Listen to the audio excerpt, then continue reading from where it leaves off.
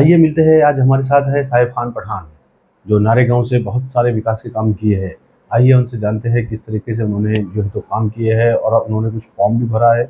आइए उसके बारे में जानते हैं।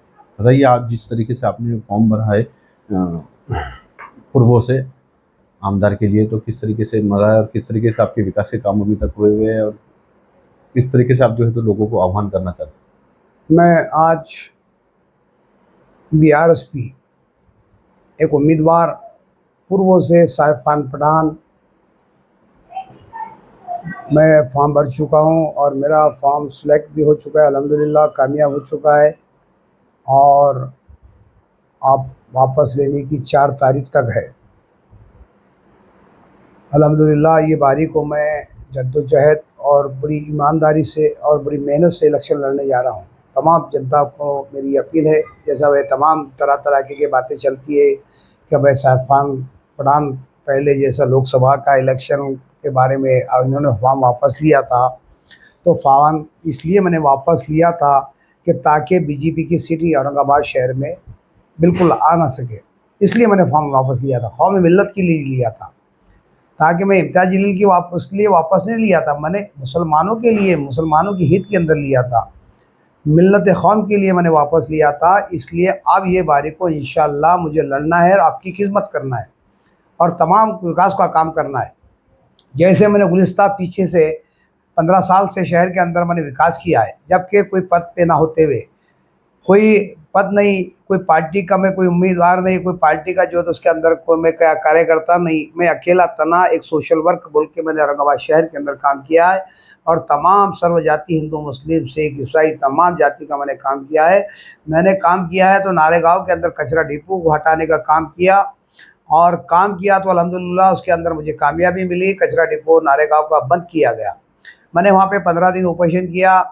उसके बाद मैंने नारेगांव के अंदर जो खंबे पोल नहीं थे, यहाँ पे लकड़ियों के पोल लगे हुए थे, मैंने नारेगांव के अंदर तमाम पोल लाने की मैंने कोशिश किया और उसके अंदर मुझे कामयाबी मिली। तार फिक्सन कराया, पोल का काम लाया। कोई DPI की ज़रूरत थी, अल्हम्दुलिल्लाह मैंने 2 DPI नारेगांव के अंदर अपने जद्दोजहद अपनी मेहनत के ऊपर काम किया। कई लोग जो है तो आधार कार्ड से यहाँ पे वंचित थे। आधार कार्ड किसके नहीं थे, किसका जो है तो तमाम तरह के का नए कार्ड बनाना, ना उसको अपडेट कराना, ये तमाम ये तो मैंने 8 साढ़े 8 हज़ार के तकरीबन यहाँ पे नारेगांव के अंदर आधार कार्ड बगैर पैसों का, बगैर खर्चे का बनाया हूँ। तकरीबन इलेक्शन कार्ड बनाया हूँ। और रोड के अंदर, रोड के जो कच्चा रोड कहते हैं, मुरम डालकर जो है तो उसको दबाई करना, कई मरतबा पर 3-4 साल से मैं ये काम अपने को ज़ाती खर्चे से कर रहा हूँ। रक्षे के वास्ते मैंने आंदोलन छेड़ा। कई जो है तो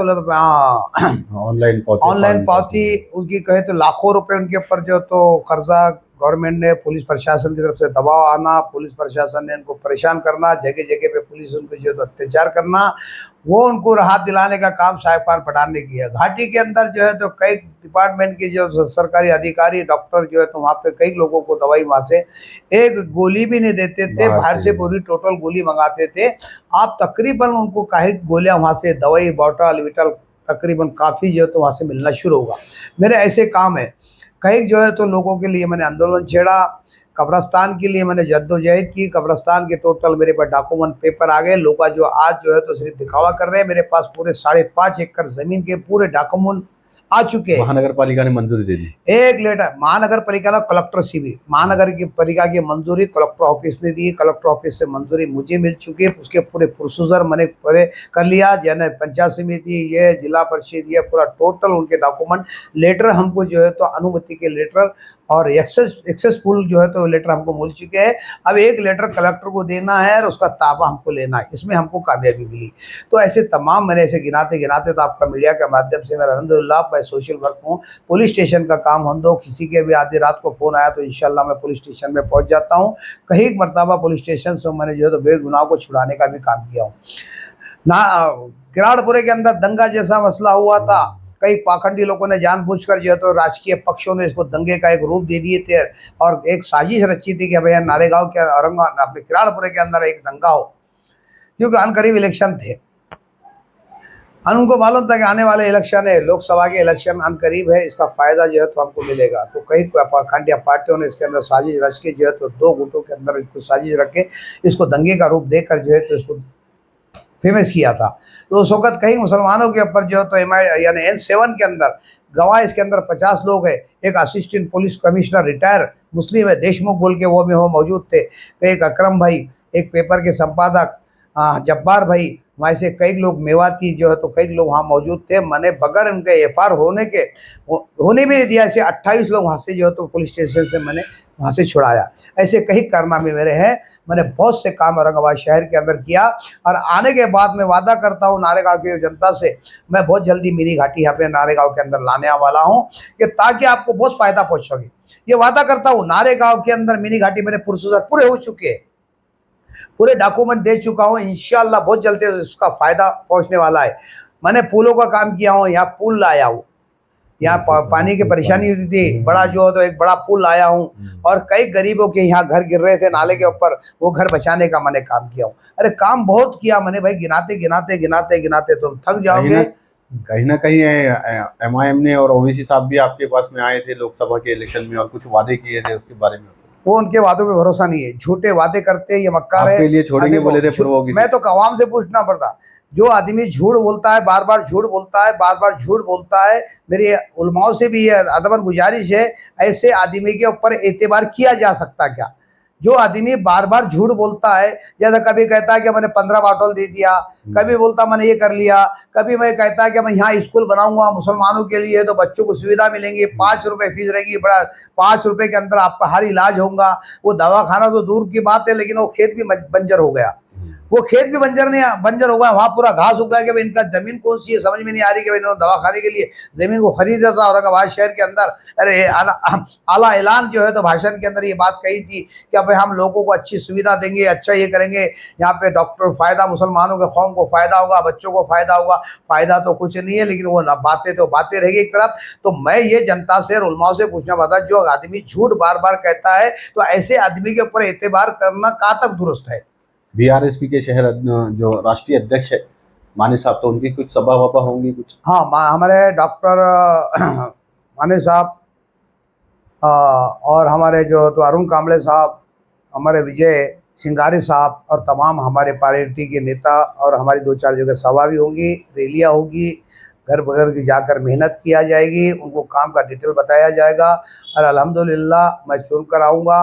हर बच्चों को जो है तो यहाँ पे शिक्षण, अच्छी शिक्षण दिलाने का काम करूँगा, अच्छा रोज़गार दिलाने का काम करूँगा। दवाखाने के अंदर मेहनत करके आपको दवाखाने का फ्री तकरीबन आपको जो है तो 90% जो है तो आपको दवाखाने के अंदर फ्री करा कर दूँगा, ताकि आपके अगर से 1 लाख रुपए जा रहे तो आपके 90,000 आपके बचाने की मैं कोशिश करूँगा। ये तमाम मैं काम आगे करूँगा और तमाम जो है तो लोगों को सुविधा दिलाऊँगा। नौजवानों को और अभी जो नए वोटर्स है उन्हें आप क्या आह्वान करेंगे?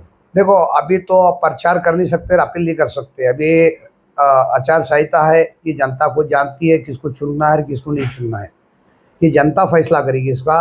और काम मैं जनता के अंदर खरा खरा उतरूँगा, जनता के अंदर मैं जो भी वादा करूँगा। और ऐसा नहीं है एक मरतबा चुनकर वादा दिला दिया भाई आपको मैं मैं अब ये मेरा भाई, ये मेरा भाई, वो मेरा ये मेरा ये, सबको मिलते हैं 5 साल में एक मरतबा, और बाद में जो है तो जनता को सब भूल जाते हैं। बाद में कोई किसका फ़ोन नहीं उठाता भाई, कोई बोलते बोलते भाई चुन के आ गए तो आ गए, बाद में कोई किसको मिलता नहीं है। लेकिन ये एक साहिब खान पठान वादा करता है 24 घंटा आपके इसमें रहेगा, आपके साथ में रहेगा, आपके खांधे को खांधा चलाया जाएगा, खांधे खांधू लगाकर चला जाएगा। और एक हफ्ते में एक यहाँ पे जो है तो जनता दरबार भराई जाएगी। मेरे एक नीचे हॉल रहेगा, बहुत बड़े पूरे औरंगाबाद पूर्व के लोग यहाँ पे हर हफ्ते में उनको ऐलान किया जाएगा कि ये जनता दरबार, ये फला फला तारीख को जनता दरबार चलेगी। महीने में 3 मरतबा ऐसी जनता दरबार चलेंगी और पूरी समस्या के बारे में मालूमात लिया जाएगी। आपकी जो भी समस्या है तो वहाँ पे पूरा चर्चा किया जाएगी और उस समस्या को सॉल्व किया जाएगा। ये जनता से मेरी अपील है। अल्हम्दुलिल्लाह आपका 24 घंटे ये साहिब खान पठान आपके साथ में रहेगा। आज जो है तो मैं बाजीपुरे के अंदर तकरीबन आज तारीख देखो 31 तारीख बरोज जुमेरात, 31 तारीख बरोज जुमेरात 2 बजे मैं एक गुप्त मीटिंग बाजीपुरे से लेकर आ रहा था। तो चंद लोग मुझे वहाँ पर मिले और मुझे कहा कि भाई साहब आप इलेक्शन ना लड़ो, तो बेहतर होगा। मैं बोला क्यों, संविधान ने तो सबके लिए इजाज़त दी, संविधान में तो लिखा है कि हर आदमी नागरिक इलेक्शन लड़ सकता, गरीब भी लड़ सकता, किसान भी लड़ सकता, एक मजदूर तबके का आदमी वो भी लड़ सकता। आपको कोई अधिकार नहीं है उसकी हंसी उड़ाना, उसका मजाक उड़ाना, या उसको मना करना, या उसको धमकी देना, या आपका कोई अधिकार नहीं है। हर इंसान को संविधान ने इलेक्शन लड़ने का अधिकार दिया। तो जब वखाड़ पर मैं पहुंचा, पहुंचने के बाद 4 लोग थे, 3 गाड़ियां थी मोटरसाइकिल, जिसमें मैंने एक गाड़ी का नंबर उसके अंदर लिया। लगता है मुझे गाड़ी बम्बई पासिंग है, MS-3 है, और गाड़ी का नंबर भी जो है तो स्क्रीन पे पहले आपको जो है तो स्क्रीन पे आ जाएगा, मीडिया के माध्यम से, कहीं आपको जो है तो टिकट मीडिया के माध्यम से आ जाएगा, आपको सब बताया जाएगा। मुझे जान से मारने की धमकी दी गई है और कहा कि आप इलेक्शन का फॉर्म वापस ले लो, अगर से इलेक्शन आप लड़ते तो आप जान से जा सकते, आपके साथ में जानलेवा हमला किया जाएगा। मैंने पूछने के बाद हमारी जो है तो थोड़ी कशमकश हुई, हमारी जो है तो बात थोड़ी सी तकरार हुज्जत होने को आई थी। लोग वहाँ पे जमा हो गए थे वखाड़ के अंदर, वो चौराही के ऊपर जो तो वहाँ पे जो सिंगल है, सिंगल के पास कुछ पब्लिक भी वहाँ जमा हो गई थी। पब्लिक ने कहा कि भाई आप क्यों मना कर रहे हो, इलेक्शन लड़ने के लिए हर आदमी का अधिकार है, फिर तुम क्यों करते। कि कहा कि नहीं, हम तुम मुसलमान को गिराने के लिए जो तो इलेक्शन लड़ रहे हो। तो कहा कि मैंने पूछा उनको कि मैं मुसलमान नहीं लगता हूँ आपको, मैं मुसलमान नहीं लगता हूँ आपको, मैं मुसलमान नहीं है, मेरा अधिकार नहीं है, नहीं आप इलेक्शन मत लड़ो, आप तुम गिराने के लिए खड़े हो। तो मैं बोला कौन सी बात होगी इलेक्शन में गिराने के लिए, मैं तो लड़ रहा हूँ सिर्फ चुन के आने के लिए, मैं मेहनत, क्योंकि मैं मेरी मेहनत की बुनियाद पर मैं लड़ रहा हूँ। तो अब ये गलत बात है। कहा कि अगर से तुमने 4 तारीख को फॉर्म वापस नहीं लिए तो जान से मार दिया जाओगे, ये मेरे को धमकियाँ आज मिली है। कुछ पुलिस स्टेशन में तकरार वकरार? अभी मैं जा रहा हूँ पुलिस स्टेशन में, एक तकरार दे दूंगा, CP साहब के पास जाऊंगा, एक लेटर दे दूंगा, और तमाम जो है तो कलेक्टर पास, इलेक्शन आयोग के पास भी एक लेटर दे दूंगा। इससे पहले भी मुझे बहुत लोकसभा के अंदर ये लोगों ने धमकियां दिए थे, कई जगह मेरे को पुलों पे धमकियां, जान से मारने की धमकियां, मेरे फैमिली को मारने की धमकियां, मेरे परिवार को, मेरे बच्चों को, यहाँ तक कि मेरे जवाइयों को भी जान से मारने की धमकियां मिली थी। तो वो वक्त, लेकिन फिर भी मैं इलेक्शन लड़ रहा था। लेकिन कई मुसलमानों ने बोलने के बाद मैं इलेक्शन में से तो उनको फॉर्म वापस लेके इत्तेहादुल मुस्लिम यानी MIM को जो है तो मैंने सपोर्ट किया। MIM को इसलिए सपोर्ट किया कि ताकि कोई BJP का कैंडिडेट यहाँ पे चुन कर ना आ सके, इसलिए मैंने उनको समर्थन किया। लेकिन आज भी इस तरीके की वो बन चुकी है परिस्थिति। देखो बनने दो, अब मैं इलेक्शन तो लड़ूंगा, आप कितनी भी परिस्थिति आन दो, क्योंकि मेरा अधिकार है। मैंने जैसा इम्तियाज जलील को समर्थन किया था ना, अब इम्तियाज जलील का काम है कि हक बात है, वसूलन बात है। मैं बार बार थोड़ी इनका क्या भाई तुम लोकसभा भी तुम इलेक्शन लड़ो, विधानसभा का भी तुम इलेक्शन लड़ो, कारपोरेशन का भी तुम इलेक्शन लड़ लो, पंचायत समिति का भी तुम लड़ लो, तुम्हारी जागीर थोड़ी है, हमको भी अधिकार है लड़ने का।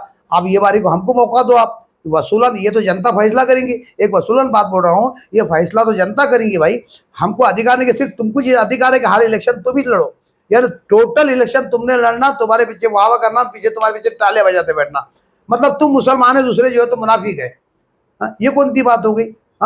इलेक्शन में लड़े तो तुम धमकियां देते हो, जान से मारने की धमकियां देते हो, गुंडे भेजते हो, घरों पे हमले होते हैं, तमाम मेरे परिवार को धमकी दिया, ये कौन सी बात है। मैं तमाम यानी अदबन गुजारिश कर रहा हूँ, जनता से फैसला आपके हाथ में है, आप फैसला करो मैं इलेक्शन लड़ना कि नहीं लड़ना। हाँ आप बताइए। अब ये कमेंट में वही लिखेंगे MIM के लोगों के, बाबा आप बैठ जाओ। कमेंट में MIM का जो ग्रुप चलाते हैं और उसके ऊपर भी एक कंप्लेन होने वाली है, वो लोगों को गलत कमेंट डालते हैं, गलत ये डालते हैं, उनका वो भी जो है तो जो MIM का जो आदमी चलाता है ये सोशल मीडिया, उसको ब्लॉक बहुत जल्दी किया जाएगा, उसको ब्लॉक किया जाएगा फौरन जो है तो मैं कलेक्टर को इसके एक एप्लीकेशन देने वाला हूँ। जो MIM का जो ग्रुप चलता है इसके अंदर, इसको ये मीडिया को ब्लॉक किया जाए, इसको लॉक किया जाए। ये बहुत जल्दी इंशाल्लाह आपको 2-4 दिन के अंदर आपके समझ में आएगा, क्योंकि जब समझ में आएगा कि इनका जब ब्लॉक होगा ना, ये लोगों को गलत कमेंट कुछ भी डालते रहते, गालियां देते, कुछ भी बोलते रहते, तो इनको आप समझ में आएगा और उनके ऊपर कार्रवाई भी किया जाएगी। आपकी टक्कर कोई भी नहीं भाई, मैं खुद इंशाल्लाह, ये सब मेरे सामने जीरो है और कोई टक्कर उक्कर नहीं है। मेरी किससे टक्कर नहीं, सबकी मेरे से टक्कर है, सबकी मेरे से, यानी अतुल सालवे से मेरी टक्कर नहीं, अतुल सालवे की मेरे से टक्कर है, मेरी अतुल सालवे से टक्कर नहीं भाई। अल्हम्दुलिल्लाह 1 नंबर पे चल रहा हूँ, पब्लिक का बहुत अच्छा रिस्पॉन्स मिल रहा है, पब्लिक चाह रही है, मोहब्बत कर रही है, और पब्लिक कह रही है कि भाई देखो साहब ये मरतबा तुम कोई हालत में वापस मत लो, ये पब्लिक बोल रही है। और मैं वापस भी नहीं लेने वाला हूँ, मैं इलेक्शन लड़ने वाला हूँ।